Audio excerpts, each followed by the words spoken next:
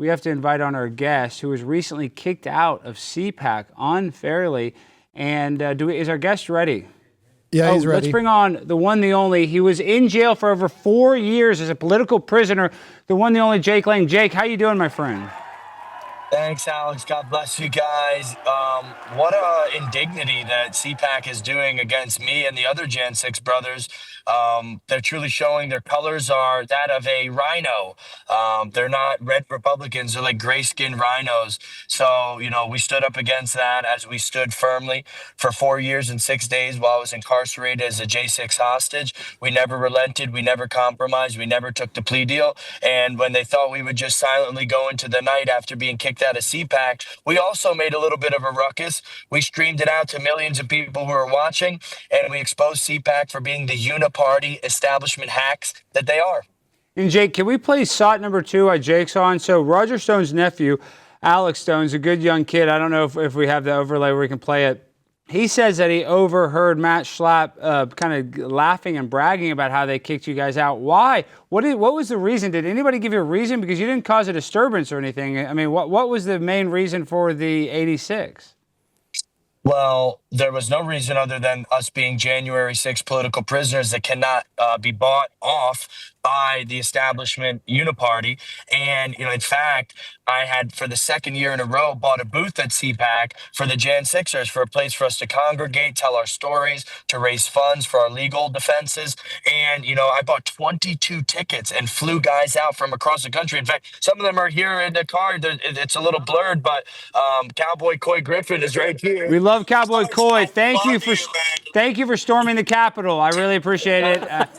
Thank you for that. We all should have stormed it. I'm actually mad that I didn't storm it. But you guys, I'm mad you didn't. Well, I'm mad you didn't. No. Before we go any further, where were you on January 6, 2021? I want to know where you were. I was latitude and longitude. It's funny. I was live streaming and I was talking with Nate Coffey, who ended up getting, found guilty for assaulting not Roseanne. He was near Roseanne Boylan trying to protect her, but he assaulted that famous female cop. I forget her name. But we live streamed and he came on my live stream. The murderer, Lila Morris, the murderer. Lila Morris, yes, sorry, excuse me, Lila Morris, the murderer, yes, 100%. Allegedly, for any legal purposes, she's allegedly a murderer to protect us. But no, Jake, so your story is not that unique. You have these thousands of other guys that got arrested, and a few of the people that are on this panel, one of these guys has a real good career, and he's worried that's because he has 2 ex-convicts on the show with him that he might lose his job. What do you say to his employer, Jake? Oh, I say stop being woke liberal snowflakes. He works for Planet Fitness. How did you know that he works at Planet Fitness's corporate offices?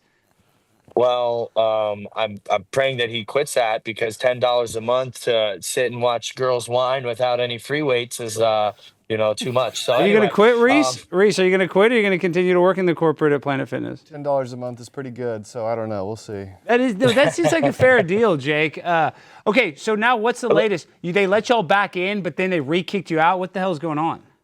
So yesterday, as I was trying to get the credentials for the 22 people that I bought tickets for, they told me that my credentials were revoked, probably because of the advocacy that we do for the January 6'ers. We're unrelenting, and they don't like that. And then today we heard through the grapevine that Matt Schlapp had personally invited me back and told me that he was going to comp our booth. He was going to pay for our booth as a gesture of, contrition and a little bit of, love for the J6'ers. But then when we showed back up, we were treated even worse than we were the first day. If you guys see the video that I posted on my X page, Jake Lang, J6, my young friend, the youngest January 6'er, Isaac Thomas, was literally physically assaulted and thrown out because he was sticking with me. He's like, well, this is communism. You guys are treating Jake Lang like a terrorist. He's a pardoned J6'er. He should be, the red carpet should be rolled out for these men. I did over 900 days of solitary confinement. By God's grace, we survived. But today they doubled down, and they had the police actually 4 police officers come and physically remove us. And so, CPAC, God, sometimes he orchestrates things to happen where our enemies actually expose their hand and they show who they are. And, we learned through January 6th, the weaponization of the deep state FBI. We saw that these people were not patriots. They were not for us. And again, we're learning that CPAC is in that same, they're like the same jackboot thugs that came and kicked our doors down and dragged us out of our homes. Same exact type of people. Okay, and before you go, though, Jake, I want to sit down. We can have a longer conversation and talk about, the fact that you were a political prisoner. But my producer, Jimmy, and without my permission, he's going to CPAC, and I'm kind of mad that we're even supporting them. But what should we make my producer do? Should he have to take a poop in Matt Schlapp's office? Or, what can he do to get kicked out? Because my producer has to get kicked out now. So what can he do as an inside guy to disrupt it for you?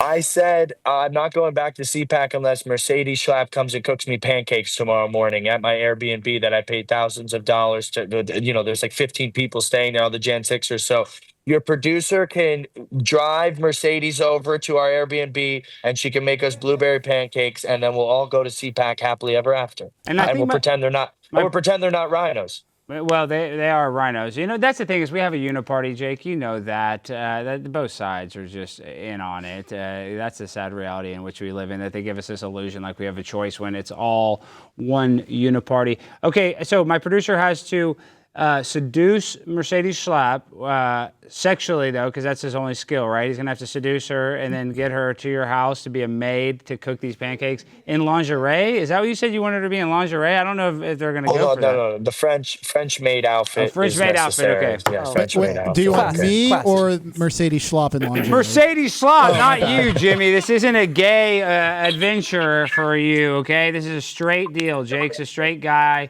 He's a good guy. Jake, tell the people before you go, how can they find you and support you? And what's next for you after CPAC? I know we're here with Adam. He's kind of figuring out what's next. It's kind of hard now that you're out. So how can people support you and what's next for you? Oh, actually, I'm running for United States Senate against Rhino hack Ashley Moody, who was appointed by Governor DeSantis, who himself tried to overtake Donald Trump because he is also another rhino, and the same tens of millions of dollars that he raised from the CPAC donors to try to reverse the MAGA movement and return us to the old boys club uniparty. Ashley Moody and Ron DeSantis will be taken down by real 1776 patriots, J6'er. So I'm running for United States Senate in Marco Rubio's open seat. And we are also suing the government for $50 billion for the wrongful incarceration of the J6'ers with my new organization, Federal Watchdog. So lots on our plate, and we're not going to back down. We'll never compromise. As Trump said when he was shot, fight, fight, fight. Are you in a grocery store? I am in a 7-Eleven. Yeah, I wanted to get a little better lighting than my friend's Toyota there. So Nathan has low blood sugar, so he notices restaurants and stores very well. No, I just realized that he was standing in front of a Coinstar. Well, I know, because he's in D.C. He's out on the grind, Nathan. Damn it, Nathan. I'm hustling. Actually, this is a place that got lotto tickets. So, try your He's trying to win the damn lottery, Nathan. Okay, well, listen. You're a smart young man. You did not deserve to go to jail that long, and your story deserves to be told in a better form and fashion when we can sit down and talk much longer. So, Jake, I'm going to be in touch. Thank you for everything you did. Thank you for storming the Capitol. I'm sorry I wasn't there to back you up. I would have been, and I would have shat all over Nancy Pelosi's desk if I had the opportunity. So, you're the man. Thank you. Not that you did that. Not that you did that. Richard Big O put his feet on there, but I would have amped it up a notch because I'm mentally insane. God bless you guys. We love you so much. Adam, God bless you, brother. You too, Jake. We support you so much, man. Keep on fighting. Keep on fighting. Glad you're home. Talk to you again soon, Jake. Keep it up, dude. We're going to get Mercedes Schlapp to be in that French maid outfit, my producer. He's not going to stop. That's the only goal he has to achieve this weekend. So we'll all be celebrating eating blueberry pancakes very soon. God bless. God bless you guys. Peace. Never relent. I'm so fly, I'm aligned with the planes. My grind so refined, I got no time for no games. Ask yourself